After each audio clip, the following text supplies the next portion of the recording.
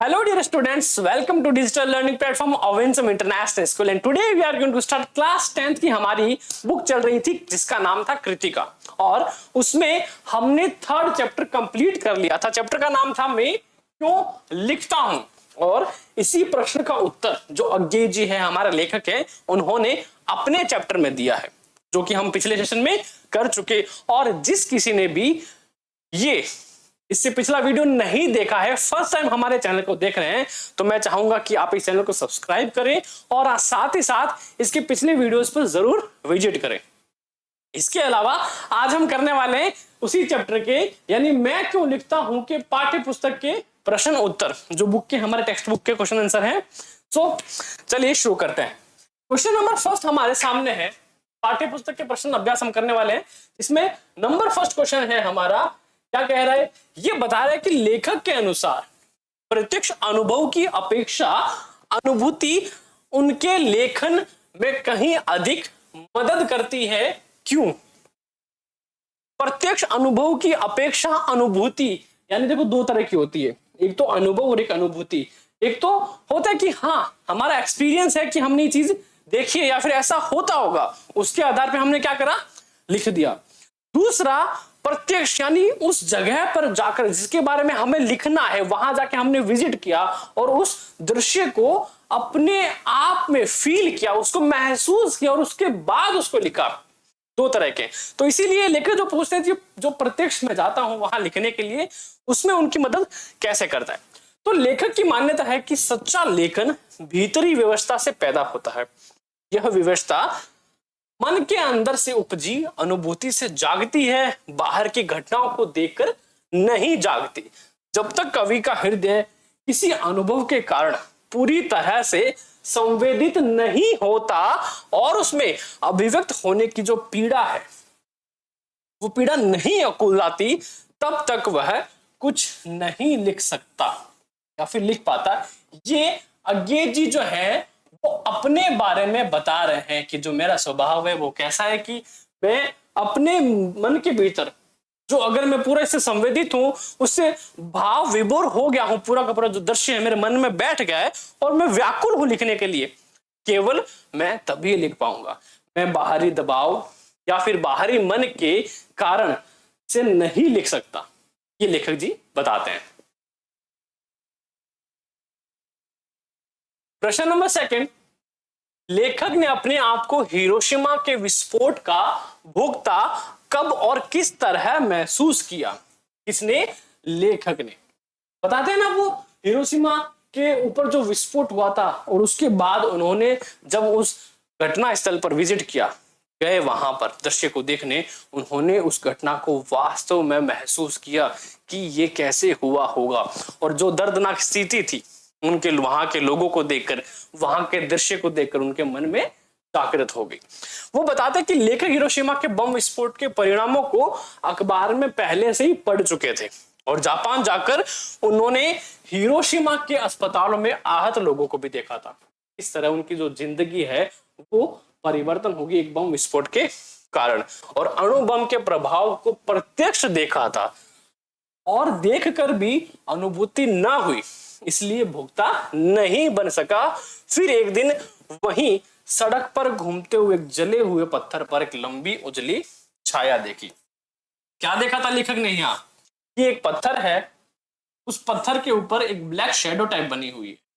इसकी बनी हुई थी एक व्यक्ति की ब्लैक शैडो टाइप बनी हुई थी। उसे देखकर जो लेखक थे वो क्या हो गए, भाव विभोर हो गए और उनके मन में जो दृश्य था वो उसने वास्तविकता का रूप ले लिया कि घटना किस प्रकार घटी होगी और कितना ये दर्दनाक दृश्य रहा होगा। क्योंकि अगर अब एक बार के लिए हम सोचें कि ऐसा दृश्य, हाँ ठीक है शैडो ही तो थी, कोयला है, राख है, जम गई होगी, बट अगर हम उसको वास्तविकता में देखें ना, वो दृश्य जो है हमें पूरा दर्द भरा लगेगा कि क्या सच में ऐसा हुआ था। क्योंकि एक पढ़ना या फिर दूसरे तरीकों से देखना और एक प्रत्यक्ष जाकर वहां देखना, दोनों में फर्क होता है। और उसे देखकर विज्ञान का छात्र रहा लेखक सोचने लगा कि विस्फोट के समय कोई वहां खड़ा रहा होगा और विस्फोट से बिखरे हुए रेडियोधर्मी पदार्थ की किरणें उसमें रुद्ध हो गई होगी और जो आसपास से आगे बढ़ गई पत्थर को झुलसा दिया अवरुद्ध किरणों ने आदमी को आप बनाकर उड़ा दिया होगा। और इस प्रकार समूची ट्रेजेडी जो थी जैसे पत्थर पर लिखी गई है और इस प्रकार लेखक हिरोशिमा के विस्फोट का बन गया। हमने विज्ञान में पढ़ा है ना, जो एटम्स जब टूटते हैं तो किस प्रकार से टूटते हैं, और वहीं अगर रेडियो एक्टिव पदार्थ हो तो उसका विस्फोट जो है वो बहुत घातक होता है, यानी इतना घातक होता है यदि उसके इंसान कोसों दूर भी खड़ा रहा तो उसको भाप बना देता है। और वही जो दृश्य था वो लेखक के मन में उपजा। क्यों? क्योंकि लेखक जो थे वो पहले से ही विज्ञान के छात्र रह चुके थे और उन्होंने एटम्स और उनके प्रभाव और रेडियो एक्टिव जो जितने भी सॉल्यूशंस होते हैं या फिर जितनी भी किरणें होती हैं, धमाके बम वगैरह हैं, उनके बारे में स्टडी कर रखा था कि इनका प्रभाव इस तरह से होता है, तो उनको पता था कि ये कैसे हुआ होगा। तभी तो उन्होंने कहा कि इस प्रकार समूची ट्रेजेडी जैसे पत्थर पर लिखी जा चुकी हो। इस प्रकार का दृश्य लेखक ने देखा। प्रश्न नंबर 3, मैं क्यों लिखता हूं के आधार पर बताइए कि लेखक को कौन सी बातें लिखने के लिए प्रेरित करती है और किसी रचनाकार के प्रेरणा स्रोत की दूसरे को कुछ भी रचना के लिए किस तरह उत्साहित कर सकते हैं। तो लेखक को यह जानने की प्रेरणा लिखने के लिए प्रेरित करती है कि वह आखिर लिखता क्यों है, और यही उनकी प्रेरणा थी कि आखिर वो क्यों लिखते हैं, क्या कारण है उनके लिखने का। इसी सवाल का जवाब जो है वो उनको लेखन के लिए क्या करता है, मोटिवेट करता है पूरी तरह से, जिससे वो लिखते हैं। और यह उसकी पहली प्रेरणा है। स्पष्ट रूप से समझना हो तो लेखक 2 कारणों से लिखते हैं। वो क्या क्या है? पहला, भीतरी विवशता से, यानी कभी कभी कवि के मन में ऐसी अनुभूति जाग उठती है कि वह उसे अभिव्यक्त करने के लिए व्याकुल हो उठता है। होता है ना कभी कभी बहुत जोर से हमें ऐसी कोई अच्छी बात याद आ जाती है बस, जिससे मन करता है कि भूलने से पहले हम किसी अपने खास दोस्त को बता दें या फिर घर वालों को, रिश्तेदारों जिसको हम बताना चाहते हैं उसको भूलने से पहले फटाफट से हम बता दें। इसलिए हम कभी कभी ये कहते हैं कि नहीं रुक जाओ, सबसे पहले सारे रुक जाओ, मुझे मेरी बात कहनी है क्योंकि मैं बाद में भूल जाऊंगा और वो बात बहुत ज्यादा इंटरेस्टिंग है। ऐसे कहकर हम सभी को रोककर पहले अपनी बात कहते हैं। और इसी तरह जो लेखक है व्याकुल हो उठते हैं अंदर से कि नहीं नहीं नहीं, नहीं पहले मुझे लिखना है, क्या करूंगा इसके पहले मैं लिख लूं ताकि मैं बाद में भूल ना जाऊं। और यही एक बेहतर आइडिया है अपने विचारों को लिखने का, कि जब भी हमारे मन में कोई नया विचार आए उसको तुरंत लिख ले, क्योंकि बाद में हम भूल जाते हैं और वही विचार है जो हमारे आगे जब हम आगे बढ़ेंगे उसमें सहयोग करेगा। कभी कभी वह संपादकों के आग्रह से, प्रकाशक के तगाजों से तथा आर्थिक लाभ के लिए भी लिखता है, परंतु दूसरा कारण उसके लिए जरूरी नहीं है। पहला कारण अर्थात मन की व्याकुलता ही उसके लेखन का मूल कारण बनती है। संपादकों के आग्रह से क्यों? क्योंकि लेखक जो लिखते हैं वो क्या है, फेमस है ना, सब जगह फेमस है, और जो इनके पढ़ने वाले रीडर्स हैं इनके, वो चाहते हैं कि लेखक जो है वो और लिखे।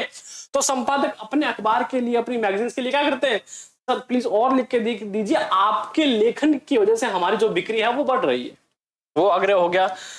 प्रकाशक के तगाजों इस सरकार की बार बार आते हैं कि लिख दीजिए लिख दीजिए लिख दीजिए, किसके लिए, बस कंटेंट चलता रहे उसके लिए, तब लिख देते हैं। आर्थिक लाभ के लिए, लेखक को पैसे मिलते हैं लिखने के, उनका जो जितना भी लिखे हुए संपादन है, उनके कहानी है या फिर कोई लेख है उनके, उनको पैसे मिलते हैं, उसके लिए भी वो लिख देते हैं। बट वो कहते हैं कि ये जो दूसरा कारण है ना मेरे लिए इतना जरूरी नहीं है, अगर वो मैं इसके लिए ना भी लिखूं ना तो चल जाता है, परंतु अगर मैं अपने मन की व्याकुलता के लिए ना लिखूं ना तो मेरे मन की व्याकुलता कभी शांत होती नहीं। प्रश्न नंबर 4, कुछ रचनाकारों के लिए आत्मानुभूति यानी स्वयं के अनुभव के साथ साथ बाह्य दबाव भी महत्वपूर्ण होता है। ये बाह्य दबाव कौन कौन से हो सकते हैं? अच्छा, एक सिंपल आइडिया बताऊं, है ना, सिंपल एग्जांपल देता हूं। जैसे हम अभी क्या है 10th क्लास में, हमारे पढ़ने के शायद दो दो रीजन रहे होंगे। सबसे पहला कि हमारा मन करता है हम क्या करें, पढ़े और आगे बढ़े। दूसरा, हमारा परिवार और हमारे घर वाले चाहते हैं कि हम पढ़े और आगे बढ़े। कभी कभी क्या होता है, हमारा मन नहीं होता पढ़ने का, याद स्किप करते हैं, क्या होता है, पर घर वाले क्या करते हैं, प्रेशर करते हैं, नहीं पढ़ना पड़ेगा। और कभी कभी क्या कहते हैं कि हमारा मन तो होता है पढ़ने का, और घर वाला ये जो प्रेशर है वो हमेशा के लिए देता है कि नहीं पढ़ना तो है ही।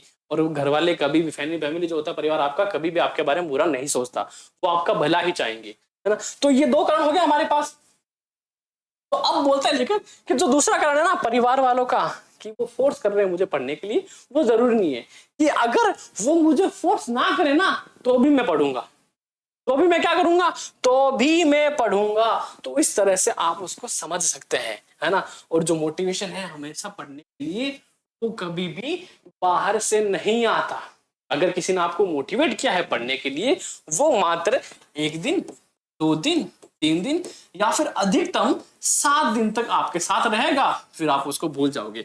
जब तक वो मोटिवेशन है, जो प्रेरणा है आपके अंदर से नहीं आएगी, तब तक आप उस चीज को जीवन में पूर्णतः नहीं उतार पाओगे। तो इसलिए जरूरी है कि जो भी मोटिवेशन प्रेरणा है, हम अपने अंदर क्या करें, उसको डेवलप करें। कुछ रचनाकारों की रचनाओं में स्वयं की अनुभूति से उत्पन्न विचार होते हैं, और कुछ अनुभवों से प्राप्त विचारों को लिखा जाता है। इसके साथ ऐसे कारण वहां दबाव भी उपस्थित हो जाते हैं, जिसमें लेखक लिखने के लिए क्या हो जाता है, प्रेरित हो उठता है। और ये बाहर दबाव क्या क्या है, जैसे कि सामाजिक परिस्थितियां।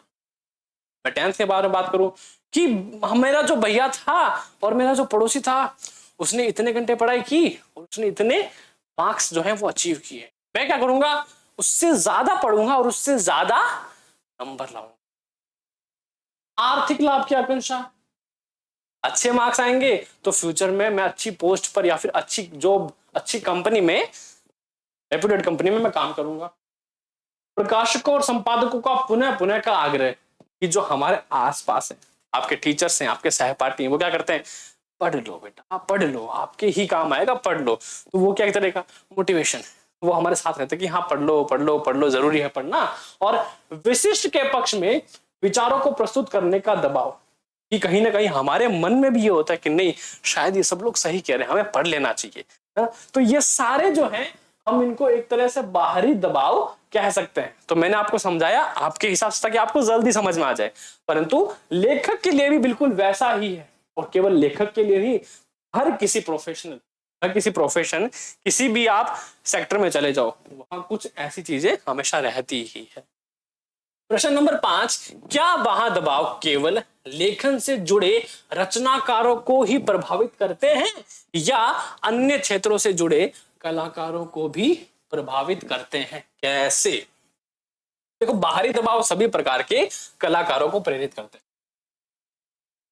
वो कलाकार चाहे विद्यार्थी हो, चाहे शिक्षक हो, चाहे डायरेक्टर हो, चाहे प्रिंसिपल हो, सबको इफेक्ट करता है। उदाहरण के अधिकतर अभिनेता हैं, गायक हैं, नर्तक हैं, कलाकार अपने दर्शकों, आयोजकों, श्रोताओं की मांग पर कला प्रदर्शन करते हैं। अगर अभी बच्चे मेरे को बोल दें कि सर बुक तो कंप्लीट कर दिया आपने, अब हम चाहते हैं कि कृतिका जो बुक है ना उसका कंप्लीट रिवीजन सर आप एक साथ करवा दो, ये मुझे अगर बहुत सारे कमेंट आ गए तो मेरे को करवाना पड़ेगा। क्यों? क्योंकि बच्चे चाहते हैं ऐसा, मेरे जो दर्शक है ना वो चाहते हैं ऐसा कि सर ऐसा करो, हम एक साथ में इसको खत्म करना है। तो क्या करना जरूरी है। और अमिताभ बच्चन को बड़े बड़े निर्माता, निर्देशक अभिनय करने का आग्रह ना करें तो शायद अब वे आराम करना चाहें, क्योंकि वो अब बूढ़े हो चुके हैं। ठीक है, इसी प्रकार लता मंगेशकर भी 50 साल से गाते गाते थक चुकी होंगी और अब फिल्म निर्माता, संगीतकार और प्रशंसक ही उन्हें गाने के लिए बाध्य करते होंगे। वो अपने मन से थोड़ी कहते हैं, क्योंकि उन्होंने एक जो उनको हासिल करना था ना वो उन्होंने कर लिया। अब वो चाहते कि कुछ समय के लिए थोड़ा रेस्ट कर ले, कि हाँ हमने जो पाया है, हमने जो जीवन जिया है उसको, उनके पलों को याद करें और खुश होने, थोड़ा आराम करें।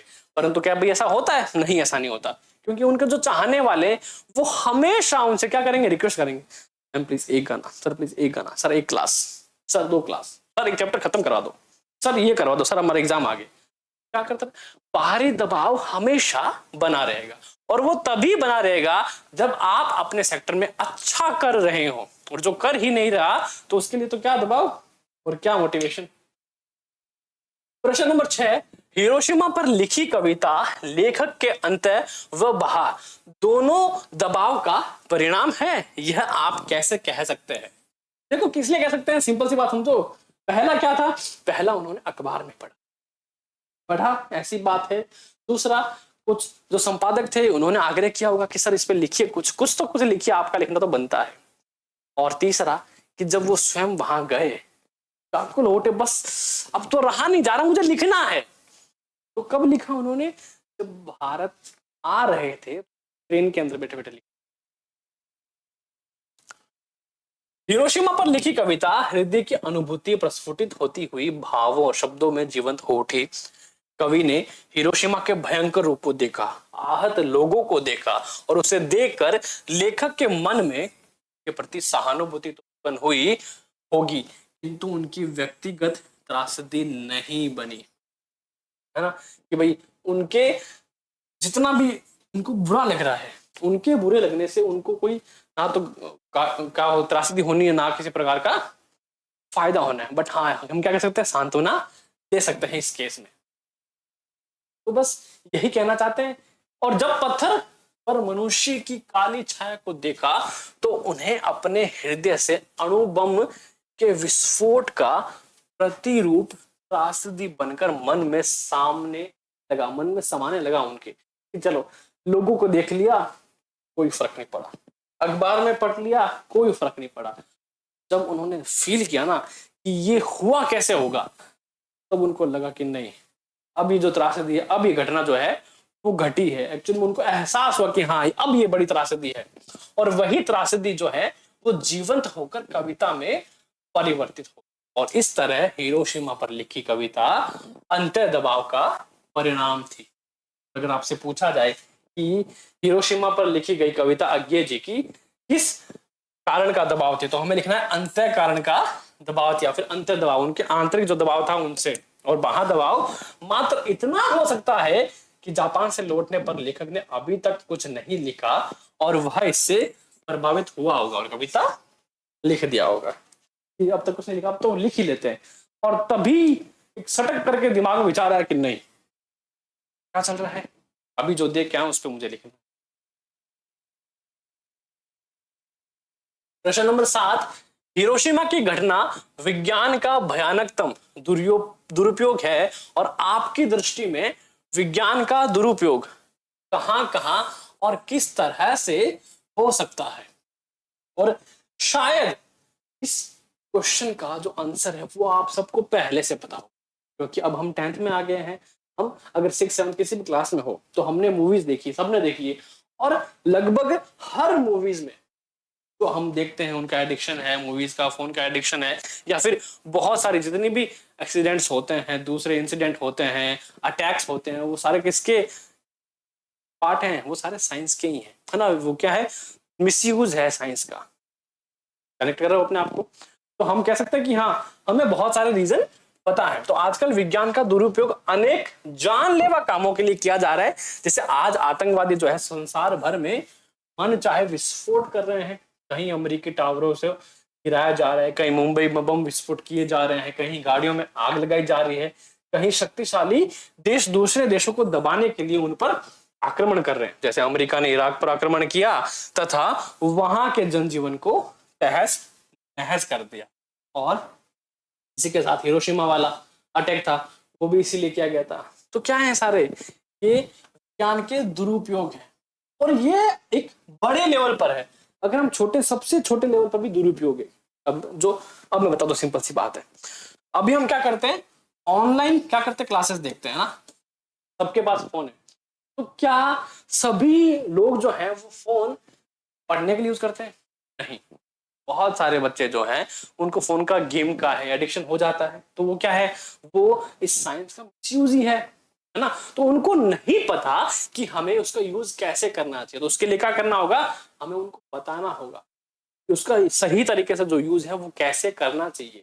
जब आगे वो बड़े होंगे तब उनको एहसास होगा कि सही गलत में भेद करना वो पहले से ही सीख चुके हैं। और विज्ञान के दुरुपयोग से चिकित्सक बच्चों का गर्भ में भ्रूण परीक्षण कर रहे हैं, अभी तो नहीं कर रहे थे, इसके खिलाफ जो थे वो धारा लागू हो चुकी है। तो अब ये गैर कानूनी है पूरा कार्य, कोई भी इसको नहीं कर सकता और इससे जनसंख्या का संतुलन बिगड़ रहा है। विज्ञान के दुरुपयोग से किसान कीटनाशक और जहरीले रसायन छिड़क कर अपनी फसलों को बढ़ा रहे हैं और इससे लोगों का स्वास्थ्य जो है वो खराब हो रहा है। विज्ञान के उपकरणों के कारण ही वातावरण में गर्मी बढ़ रही है, ग्लोबल वार्मिंग, प्रदूषण बढ़ रहा है, बर्फ पिघलने को खतरा बढ़ रहा है तथा रोज रोज भयंकर घटनाएं हो रही। इसीलिए ट्रैफिक रूल्स हैं कि हमें गाड़ी चलाते वक्त बात नहीं करनी चाहिए, फोन का यूज नहीं करना चाहिए, ड्रिंक एंड ड्राइव नहीं करना चाहिए। वो सारे क्या हैं, वो इसके मिसयूज ही है ना। शायद आपको समझ में आ रहा है। प्रश्न नंबर 8, एक संवेदनशील युवा नागरिक की हैसियत से विज्ञान का दुरुपयोग रोकने में आपकी क्या भूमिका है। तो देखो सबसे पहली भूमिका है ना, मैं पर्सनली रेफर करूंगा कि देखो जो भी बच्चा है तो यूज कर रहा है उससे पहले तो खुद पता होना चाहिए कि हम क्या गलत कर रहे हैं क्या सही कर रहे हैं। और उसके लिए क्या करना होगा, उनके पेरेंट्स को उन्हें बताना पड़ेगा कि आपका ये जो रीजन है यहां तक ठीक है पर यहां तक गलत है ना। फोन का यूज, गेम खेलना बुरी बात नहीं है, बट एक समय से ज्यादा उस गेम को खेलना बुरी बात है। अगर खाना भी आप लिमिट से ज्यादा खाओगे तो वो क्या करेगा, बॉडी को हार्म ही करेगा। सब चीजें ओवर लिमिट जो है वो गलत है, हमेशा हमें चीज लिमिट में करनी चाहिए। तो सबसे बड़ी बेस्ट एग्जांपल और इसका रोकथाम है वो यही है कि बच्चे को बताएं उनके पेरेंट्स कि कहां तक हमें उनका फोन का यूज या फिर जो भी चीजें हैं हमें वहां तक समझनी चाहिए। जब तक पेरेंट्स नहीं बताएंगे तब तक बच्चे नहीं सीखेंगे। और यही रूल जो है वो टीचर्स के लिए भी लागू होता है कि वो भी बच्चों को बताए कि किस तरह का जो चीजें हैं वो सही है और किस तरह की चीजें गलत है। हालांकि आज तो सब जगह ये हो रहा है। एक संवेदनशील युवा नागरिक होने के कारण विज्ञान का दुरुपयोग रोकने के लिए हमारी भूमिका अत्यंत महत्वपूर्ण है और इसके लिए निम्नलिखित जो कार्य है करते हुए मैं अपनी सक्रिय भूमिका निभा सकता हूं। पहले क्या करूंगा, प्रदूषण फैलाने तथा बढ़ाने वाले उत्तरदायी कारकों जैसे कि प्लास्टिक, कूड़ा कचरा आदि के बारे में लोगों को जागरूक बनाने के साथ साथ लोगों से अनुरोध करूंगा कि पर्यावरण के लिए हानिकारक वस्तुओं का उपयोग ना करें। और वास्तव में जो प्लास्टिक है वो बहुत ज्यादा खतरनाक है क्योंकि वातावरण में फैलता है और जमीन का जो उपजाऊपन है उसको खत्म कर देता है। साथ ही साथ जानवरों के लिए जो है वो घातक है, बहुत ज्यादा घातक, इतना घातक है कि उनसे इनकी जान भी जा सकती है। और इसका एग्जाम्पल जीता जागता मेरे सामने है जो हमारे घर में हुआ था। हमारी एक गाय थी, मतलब वो उसको रोज दोपहर को घूमने के लिए छोड़ते थे बाहर से, वो कुछ खा के आती थी। तो एक दिन ऐसा हुआ उसकी तबीयत ज्यादा बिगड़ गई और जब चेकअप वेकअप हुआ तो उस टाइम में वो खत्म हो चुकी थी। तो डॉक्टर ने बताया कि इसका जो ब्रीथिंग पाइप है, विंड पाइप जिसको बोलते हैं, उसके अंदर जो है वो पॉलीथीन जो है वो स्टक हो गई है, फंस गई है, इसकी वजह से उसको सांस नहीं आया और उस टाइम पे उसका ऑपरेशन करना पॉसिबल नहीं होता। शायद उसी दिन मुझे रियलाइज हुआ कि हाँ ये कितनी खराब चीजें हैं। विज्ञान के बनाए हथियारों का प्रयोग यथासंभव मानवता की भलाई के लिए ही करें और मनुष्यों के विनाश के लिए नहीं। विज्ञान की चिकित्सीय खोज का दुरुपयोग कर लोग प्रसवपूर्ण संतान के लिए लिंग की जानकारी कर लेते हैं और कन्या शिशु की भ्रूण हत्या जो है वो कर देते थे। अब तो नहीं होता, जिससे सामाजिक विषमता तथा लिंगानुपात में असमानता आती है। और इस बारे में आम जनता का जागरूक करने का प्रयास करूंगा। इसके बारे में जो सरकार है हमारी, उन्होंने भी कदम उठाए हैं और शायद अब तक हर एक व्यक्ति इस बारे में जागरूक है। टीवी पर प्रसारित अश्लील कार्यक्रमों का खुलकर विरोध करूंगा और समाज उपयोगी कार्यक्रमों के प्रसारण का अनुरोध करूंगा। और विज्ञान अच्छा सेवक किंतु बुरा स्वामी है। ध्यान रखना, अगर आप ये बात हमारे अपने मन में हमेशा के लिए याद रखो तो ये जो है आपकी जीवन की एक सीख बन जाएगी। हमेशा क्या रखना है कि विज्ञान अच्छा सेवक हो सकता है कि हम उसको अपने काम के लिए यूज कर लें, आसान करने के लिए, परंतु वो बुरा स्वामी है कि हम उसके आधार पर ही सारा अपना काम करें, तो ये हमेशा गड़बड़ हो जाएगा। जैसे मैं बात करूं एआई की, आर्टिफिशियल इंटेलिजेंस, वो तब तक सही है जब तक हम उसका यूज कर रहे हैं कि हमारे काम के लिए, बट जब हम उसके हिसाब से चलने लगे तब चीजें गड़बड़ा जाती है। यह बात लोगों तक फैलाकर इसके दुरुपयोग के परिणामों को बताने का प्रयत्न करूंगा। बिल्कुल कोशिश करूंगा मैं कि ये चीजें गलत हैं और सही हैं। अन्य प्रश्न, प्रश्न नंबर 1, लेखक को कौन सा प्रश्न सरल दिखाई देते हुए भी कठिन लगता है? वही है कि मैं क्यों लिखता हूं, यही प्रश्न था और इसी प्रश्न पर उनका पूरा पाठ निर्धारित है। लेखक के लिए आसान सा लगने वाला यह प्रश्न मैं क्यों लिखता हूं कठिन लगता है, क्योंकि इसका उत्तर इतना संक्षिप्त नहीं है कि 1 या 2 वाक्यों में बांधकर सरलता से दिया जा सके। और इसका कारण यह है कि इस प्रश्न का सच्चा उत्तर लेखक के आंतरिक जीवन के स्तर से संबंध रखता है। आंतरिक जीवन के स्तर से कि वो कैसा सोचते हैं और कैसा करने की अपेक्षा करते हैं। प्रश्न नंबर 2, उन तथ्यों का उल्लेख कीजिए जो लेखक को लिखने के लिए प्रेरित करती है। जितने भी क्वेश्चंस है ना, ये सारे एक सामाजिक के आधार पर है, सामाजिक विज्ञान के आधार पर है। ये हिंदी विषय का है, परंतु हमें किसका ज्ञान दे रहा है? हमें समाज का ज्ञान दे रहा है कि समाज में क्या चीजें सही है और क्या चीजें गलत है। तो मैं चाहूंगा इस प्रश्न के उत्तर को आप एक बार ध्यान से पढ़े। ये केवल आपके अभी परीक्षा में नहीं बल्कि आजीवन काम आने वाला है। तो उन तथ्यों का उल्लेख कीजिए जो लेखक को लिखने के लिए प्रेरित करता है। जैसे कि अपनी भीतरी प्रेरणा और विवशता जानने के लिए लेखक लिखता है, और उत्तर को अगर हम यदि इस प्रकार से लिखेंगे तो हमें जो उत्तर के नंबर है वो पूरे मिलेंगे। कभी भी उत्तर हर प्रश्न का जो उत्तर है वो इस तरह नहीं होता बस आपने यहां से शुरू करा और यहां से खत्म कर दिया, बस एक पूरा कचरा जो है घोट दिया। ऐसा उत्तर नहीं होता हमेशा। खासकर हमें ध्यान रखना है कि जब हमें कोई कारण पूछा जाए, किसी तथ्य के बारे में पूछा जाए, तो हम 1 बाय 1 लाइनर उसको समझाएं। जैसे कि ये कर रखा है, किस बात ने लिखने के लिए उसे प्रेरित होते विवश किया, यह जानने के लिए। क्या जानने के लिए? आखिर मैं लिखता क्यों? उसी प्रश्न का उत्तर उसी प्रश्न के अंदर छुपा था। आखिर कौन सी बात है जो मुझे अब लिखने के लिए फोर्स करेगी, या मुझे कर रही थी इतने टाइम से।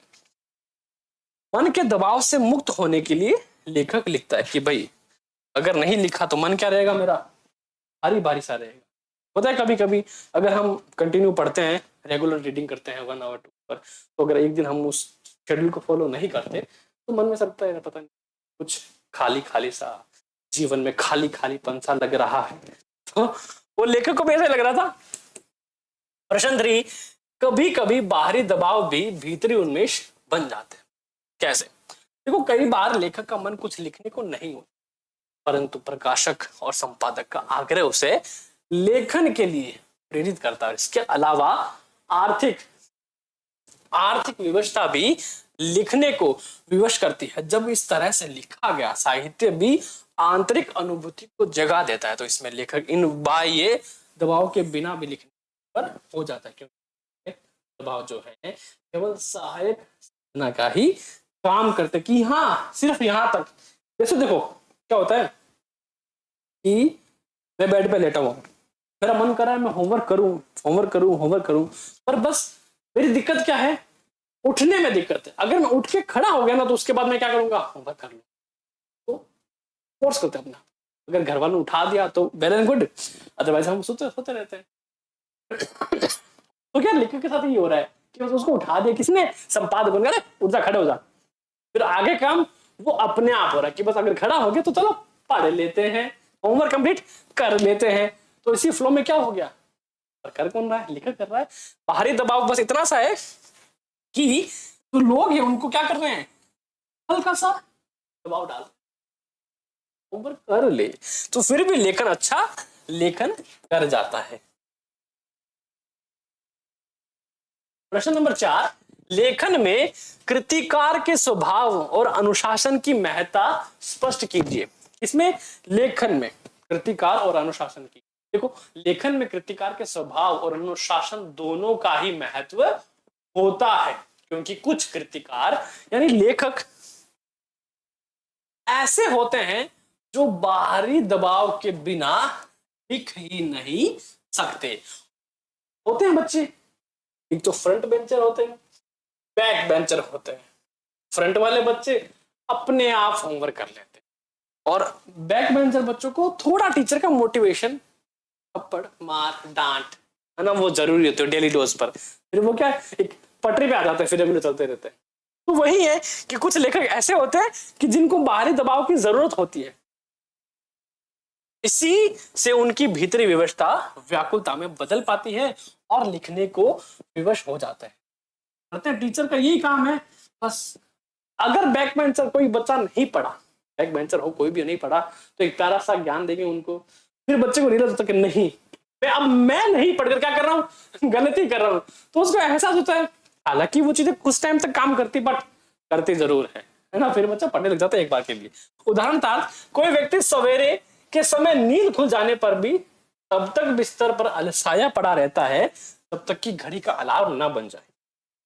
6 बजे का अलार्म था पर वो 5 बजे उठ गया, आंख खुल गई, पर बिस्तर से कब उठूंगा, बज जाए अलार्म, उसके क्या करूंगा। कर तो बहुत कुछ सकते हैं पर सोच क्या रहे हैं, हमारा जो दिमाग है ना वो हमें भटकाता है। चलो चलो चलो, तो उसी को कंट्रोल करना होता है। क्या बोल रहे हैं कि नहीं उठ जाऊं, कब तक अलार्म बन जाए।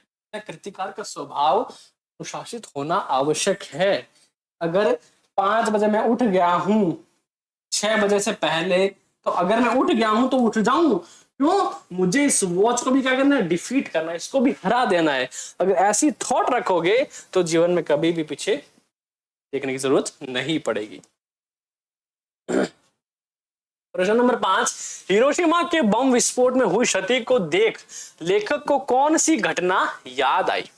हिरोशिमा में अणुबम विस्फोट से निकली रेडियो धर्मी तरंगों ने असमय असंख्य लोगों को काल कवलित कर दिया। लेखक ने उस विस्फोट का दुख भोगते हुए लोगों को देखा। यह देखकर भारत की पूर्वी सीमा की घटना याद आ गई, जो अपने को उस लेखन में बताते हैं कि कैसे सैनिक ब्रह्मपुत्र में बम फेंक कर हजारों मछलियां मार देते थे। कब, प्राचीन काल में, जबकि उनका काम थोड़ी सी मछलियों से चल सकता था। इससे जीवों का जो है व्यर्थ ही विनाश हुआ था। बहुत सारी सैनिक टुकड़ी है, लड़ने के लिए कहीं गए, इसके लिए लड़ाई के लिए कहीं गए, खाने के लिए क्या करते थे, नदी तालाब है, बम फेंका, मछलियां क्या हो जाएगी, मर जाएगी, बिखर जाएगी, उनको चुन लिया, पका के खा लिया। जबकि बम विस्फोट में क्या होता था, सारे मर जाते थे। जबकि उनका काम है वो थोड़ी सी मछलियों से चल जाता था, परंतु फिर भी क्या हुआ, जीवों का नाश हुआ, फालतू में लोगों को, मतलब उन जीवों को मार दिया। यही बात लेखक को याद आ जाती है। प्रश्न नंबर 6, हिरोशिमा में हुए अणुबम विस्फोट के दुष्प्रभावों को पढ़कर भी लेखक कविता क्यों ना लिख सका। क्योंकि उनके मन की व्यवस्था है वो जागरूक नहीं हुई, और तब तक नहीं हुई तब तक उन्होंने लिखा नहीं, है ना। और वो कब जागृत हुई, जब लेखक ने वो काला पत्थर देखा जिसमें एक इंसान की जो शैडो थी वो पूरी की पूरी बनी हुई थी, किस पर, पत्थर पर बनी हुई थी। उसे देखकर वास्तव में लेखक को एहसास हो कि जो रेडियो धर्मी किरणें हैं वो एक पल में व्यक्ति को क्या बना देती है, भाप बना देती है। फिर वहां से जो प्रोसेस थी वो स्टार्ट हुई लिखने, धीरे धीरे धीरे, और जब ट्रेन में आ रहे थे हमारे लेखक साहब, लिख डाला उन्होंने। यद्यपि लेखक विज्ञान का विद्यार्थी होने के कारण अणु, रेडियो धर्मी तत्व, रेडियो धर्मिता के प्रभाव आदि का सैद्धांतिक ज्ञान गहराई से रखता था, और इसके बाद भी हिरोशिमा में अणुबम गिरने और उसके परवर्ती प्रभावों का विवरण पढ़ने के बाद भी लेखक आदि में कुछ लिख पाने की जो व्याकुलता ही वो नहीं पड़ी। भाई छोड़ क्या करना लिखकर, पर कविता न लिख सका क्योंकि लेखक लिखने के लिए बौद्धिक पकड़ की आवश्यकता होती है लेखक को, और जबकि कविता के लिए अनुभूति के स्तर की व्यवस्था, साइकोलॉजी लिखी। सीधी सी बात समझो कि जब तक लेखक को एहसास नहीं हुआ ना फील नहीं आई, या फिर यूं कह लो वाइब नहीं आई, कि जब तक उनको वाइब नहीं आई ना लिखने की तब तक उन्होंने नहीं लिखा, जबकि वो चाहते थे मुझे लिखना है, परंतु एक नहीं आया कुछ आइडिया लिखने का। परंतु जब उन्होंने एक बार एक सटक में लिख दी उन्होंने, है ना, हिरोशिमा की घटना पढ़ने में मात्र से उसके भीतर की अनुभूति के स्तर को व्यवस्था का उत्पन्न ना हो सके। केवल पढ़ने से नहीं, वहां जब गए घूमने तब देखा, उसके बाद उनको एहसास हुआ। प्रश्न नंबर 7, लेखक अज्ञेय ने प्रत्यक्ष अनुभव और अनुभूति में क्या अंतर बताया है। देखो, प्रत्यक्ष अनुभव वहां जाकर आमने सामने या फेस टू फेस बोलो कि जो फेस टू फेस इंटरव्यू होता है वो ज्यादा इफेक्टिव होता है हमेशा। और अनुभूति क्या है, तो फील कर लेना। दो एग्जांपल देता हूं आपको। पहला, बच्चों को विज्ञान जो है वो बेहतर क्यों समझ में आती है एज कंपेयर टू इतिहास के। समझना इस बात को। विज्ञान में जितने भी जो प्रयोग होते हैं उनको क्या कर सकते हैं हम, वास्तविकता में दोहरा सकते हैं। जितने भी विज्ञान के प्रयोग होते हैं उनको हम वास्तविकता में दोहरा सकते हैं और उसका जो परिणाम है हम देखकर उसको सीख सकते हैं। परंतु इतिहास की घटना जो है वो हमारे सामने तो हुई नहीं, परंतु हमें क्या करना है, उसकी अनुभूति करनी है, उसको फील करना है कि ऐसा हुआ है। इसीलिए ज्यादातर जो लोग हैं वो विज्ञान को बेहतर तरीके से समझ पाते हैं, क्योंकि इसमें एक्सपेरिमेंट होते हैं और इतिहास में एक्सपेरिमेंट नहीं होते। बट जो मूवीज बनी है उसके आधार पर हम समझ सकते हैं ना। तो सिंपल सा रीजन था ये समझने का कि अनुभूति और अनुभव में, प्रत्यक्ष अनुभूति और अनुभव में क्या अंतर है। लेखक अज्ञेय ने प्रत्यक्ष अनुभव और अनुभूति में अंतर बताते हुए कहा कि अनुभव तो घटित का होता है, पर अनुभूति संवेदना और कल्पना के सहारे उस सत्य को आत्मसात कर लेता है जो कृतिकार के साथ घटित नहीं हुआ, जो आंखों के सामने नहीं आया और जो घटित के अनुभव में नहीं आया, वही आत्मा के सामने ज्वलंत प्रकाश में आ जाता है, तब वह अनुभूति प्रत्यक्ष हो जाती है। समझ गए? जो समझाया वही था। प्रश्न नंबर 8, लेखक ने हिरोशिमा में पत्थर पर लिखी कौन सी ट्रेजेडी देखी। ट्रेजेडी इट मींस कि वो पल में उस व्यक्ति को क्या बना दिया था, भाप बना दिया था रेडियोधर्मी किरणों ने। हिरोशिमा में घूमते हुए एक दिन लेखक ने देखा जलते हुए पत्थर पर एक उजली छाया है। उसने अनुमान लगा कि जिस समय हिरोशिमा में विस्फोट हुआ उस समय वहां पत्थर के सामने शायद कोई खड़ा रहा होगा और अणुबम की रेडियोधर्मी तरंगों ने पत्थर को जला दिया। जो किरणें या तरंगे व्यक्ति में अवरुद्ध हो गई, वहां गई, बना दिया, इसकी छाया पत्थर पर अंकित हो गई। और इस तरह लेखक ने हिरोशिमा में पत्थर पर मानवता के विनाश की ट्रेजेडी देखी। किसने देखी थी? अज्ञेय जी ने। क्या देखी? पत्थर पर मानवता के विनाश की ट्रेजेडी देखी थी हमारे लेखक साहब ने। ये एक प्रश्न है मूल्य परख। अब देखो, सीबीएसई के अकॉर्डिंग, सीबीएसई के अकॉर्डिंग एक दो प्रश्न जो है वो मूल्य परख हमारे सब्जेक्ट में से आते हैं, है ना, जिसमें सामाजिकता का ज्ञान हो वास्तविकता में। जैसे देखो, हिरोशिमा में विज्ञान का जिस तरह दुरुपयोग हुआ वह मानवता के लिए खतरों का संकेत था, और वर्तमान में यह खतरा और भी बढ़ गया क्योंकि सबके पास परमाणु वेपन्स है, सबके पास है। खतरा बढ़ा कि नहीं बढ़ा?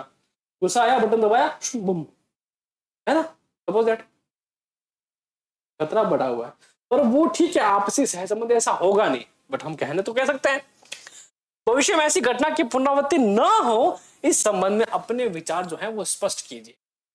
वरना मूल्य परख क्या कर रहा है? ये आपके मूल्य की जांच कर रहा है, मूल्य कर रहा है आपका कि आप में कितना ज्ञान जो है वो संकलित हुआ है इस पाठ को पढ़कर। हिरोशिमा में जिस तरह विज्ञान का दुरुपयोग हुआ वह मानवता के इतिहास में काला दिन होने के साथ साथ मनुष्यता के लिए कलंक भी था। विज्ञान की उत्तरोत्तर प्रगति के कारण यह खतरा दिनों दिन बढ़ता जा रहा है। यदि विज्ञान का दुरुपयोग न रोका गया तो यह मानवता के अस्तित्व के लिए खतरा बन सकता है। और आज आतंकवादी द्वारा विभिन्न हथियारों का दुरुपयोग किया जा रहा है। कुछ ही देर में हजारों लोगों को मौत के घाट उतार देते हैं। विभिन्न देशों का परमाणु शक्ति संपन्न होना तो ठीक है, परंतु उनके दुरुपयोग का दुष्परिणाम को भुगतना पड़े। ऐसी घटनाओं की पुनरावृत्ति रोकने के लिए विश्व के विकसित एवं परमाणु शक्ति संपन्न देशों को आगे आना चाहिए और इसका दुरुपयोग रोकने के लिए सशक्त जनमत बनाना चाहिए, जो कि वो कर चुके हैं। और इन देशों द्वारा उन देशों पर तुरंत नियंत्रण लगाया जाना चाहिए जो परमाणु बनाने के लिए आतुर है। बिल्कुल लगाया गया है। और जो अपनी परमाणु शक्ति का ध्वंस अन्य छोटे देशों को दिखाते हैं, यदि ये देश इसके लिए तैयार नहीं होते तो उनके साथ आर्थिक और व्यापारिक संबंध समाप्त कर देना चाहिए। बिल्कुल यही हो रहा है, जो सह संबंध है आपस में विकसित हुए और दोनों के नॉलेज से ये चीजें रोक दी गई। ऐसा होगा नहीं, इसीलिए आपके जो व्यवहार है, आपके भाव जो है उसकी जांच करता है, इसीलिए इसको मूल्य परख कहते हैं। और हर सब्जेक्ट में चैप्टर में से एक मूल्य परक क्वेश्चन आता है एग्जाम में, जिसमें वो विद्यार्थी की जांच करते हैं, विद्यार्थी कितना जो है वो सामाजिक हितों को ध्यान में रखता है और फिर उसके साथ साथ उसके लिए उसका समाज, उसका परिवार और उसके संसाधन कितने महत्वपूर्ण हैं। तो आज के लिए इस चैप्टर को हम यही खत्म करते हैं। साथ ही साथ आपकी जो हिंदी की कृति का किताब है वो हो चुकी है समाप्त, पूर्णतः समाप्त।